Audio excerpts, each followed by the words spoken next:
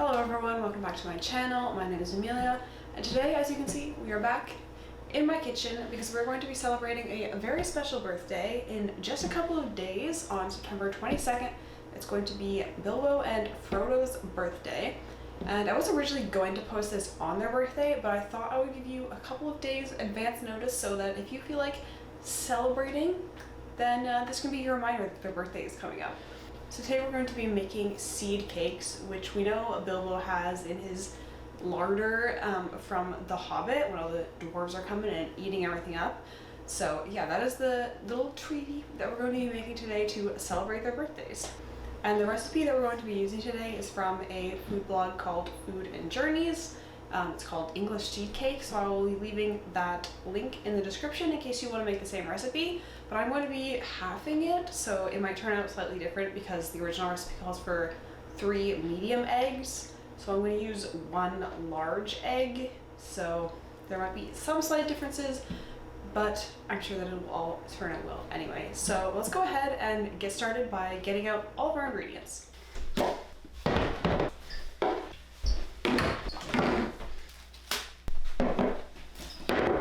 Alright, so I've got myself a bowl. It's clear, so hopefully you can kind of see what I'm doing. But the first thing that we need is butter.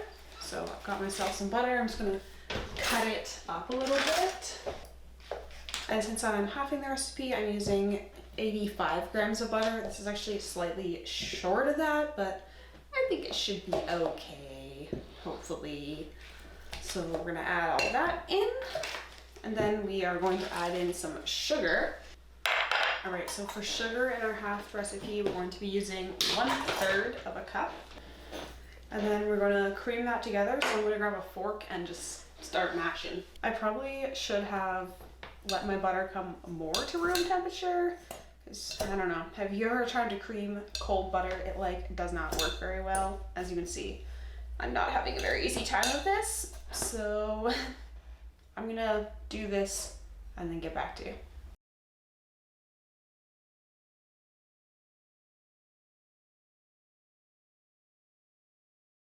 All right, so my butter is now probably creamed enough to be getting on with.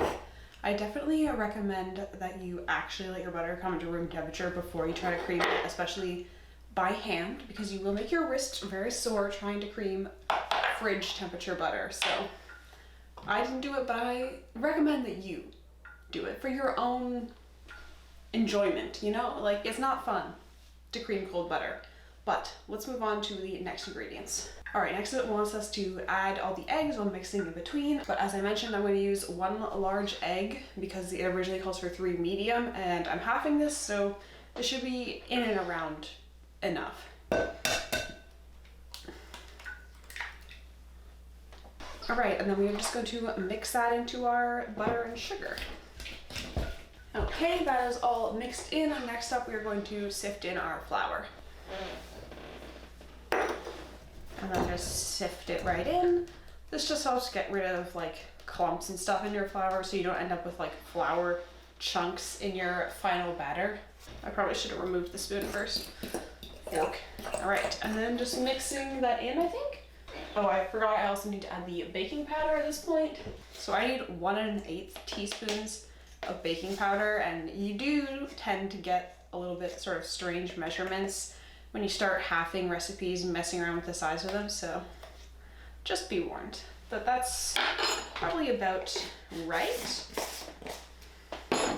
And then I'm just going to combine this.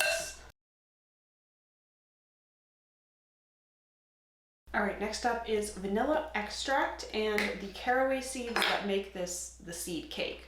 So we're gonna go with a teaspoon of vanilla.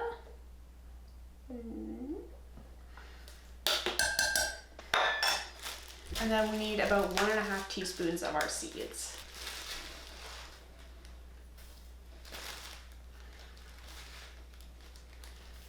All right, and then this recipe does not call for salt.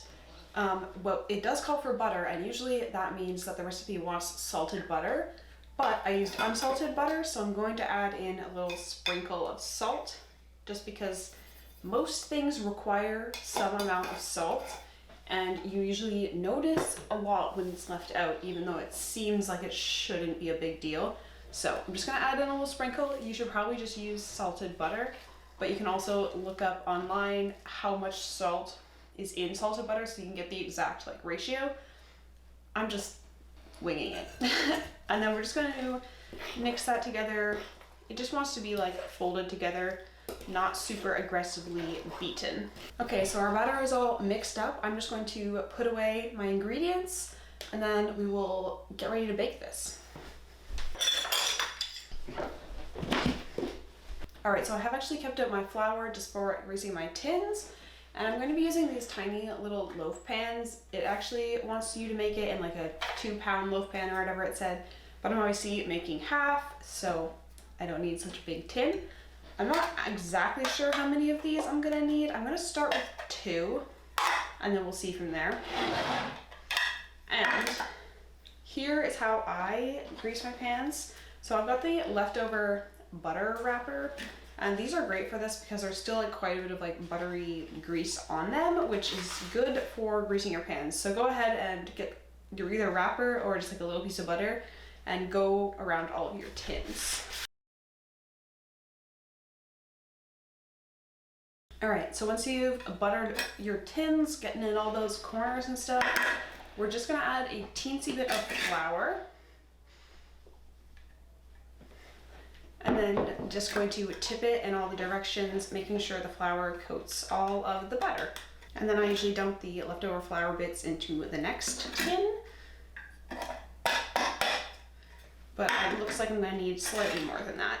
And you're just like turning it around and like tapping the sides to get it to slide across, but not to also like have like a ton of flour sitting in one spot, because you also don't really want just like chunks of flour on the outside of your food. So then I'm just gonna like shake them over the sink to get rid of the loose flour. All right, so now we have 2 greased and floured tins. So we're gonna see if that is enough tins to fit our batter.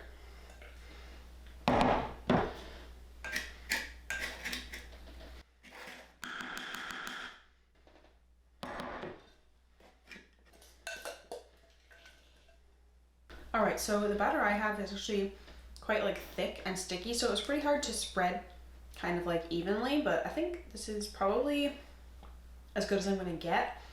I'm a little worried that they're quite empty, and I don't think these are gonna rise a ton, so we might have some quite small cakes, but that's okay. And one thing I do want to do just before I bake them is I do want to have a little sample of the batter. I know you're not supposed to eat raw batter, especially with raw eggs and raw flour in it, but it hasn't killed me yet, so I'm gonna go and have a little sample.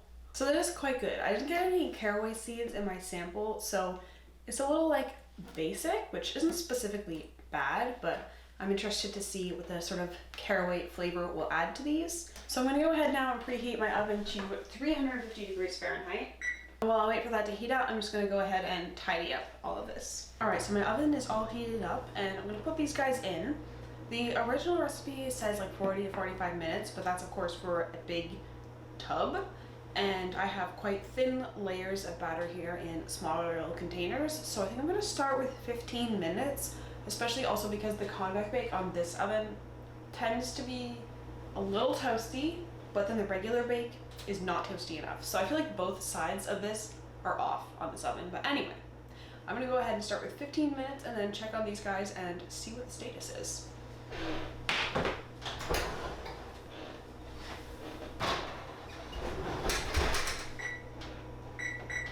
All right, so the oven just beeped, so let's go ahead and get ourselves a little toothpick and see if these guys are ready.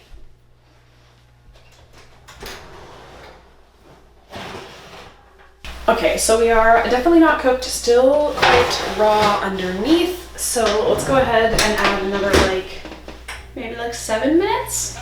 All right, we're going to check in with our little cakes again.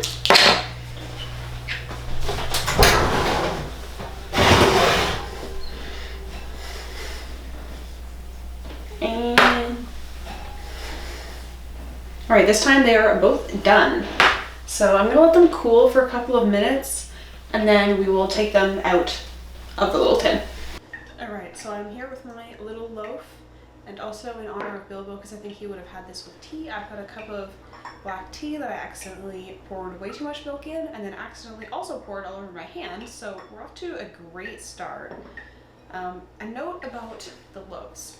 They were not easy to get out, so I would actually recommend, I guess just because of like the, I don't know, stickiness of this batter, that you go for like a parchment paper insert in your loaf tins instead of like a flour greasing situation. I think you'll have an easier time with that.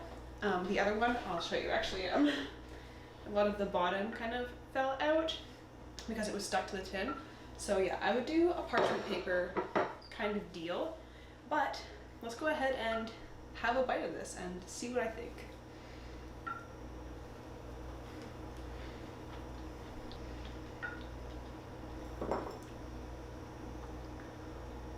Okay, that goes really well with this tea. I think it's an Earl Grey tea. I forget already because I've already put the boy away. But this is quite a nice cake. It has a very kind of like a light flavor, so like the seeds aren't like a super strong flavor. I don't think I've ever had anything with caraway before, and it's very kind of, yeah, it doesn't have a strong flavor, but it does add a little something else other than just like the vanilla and like regular ingredients. I do think it tastes quite good. I'm gonna go in for another bite and see if I get more of the seed flavor. Yeah, so there is definitely like some flavor from the seeds. It's kind of almost like a little bitter, a little kind of like warm. I don't know if that's like the right way to describe it, but it does taste quite good. But yeah, that is Bilbo's seed cakes in honor of Frodo and Bilbo's birthday on the 22nd of September. So feel free to jump down into the description where I'm going to leave a link for this recipe if you want to make your own seed cakes to celebrate their birthday. But that is everything that I have time for today, so thank you so much for watching, and I will see you next time.